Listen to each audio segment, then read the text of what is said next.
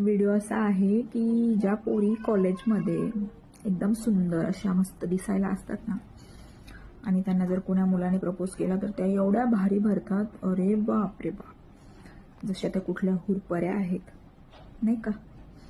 आणि मग त्या पोरामध्ये खोड्या काढतात, तू काळाच आहे, तू असंच आहे, तू तसंच आहे, दिसायला चांगला नाही आहे.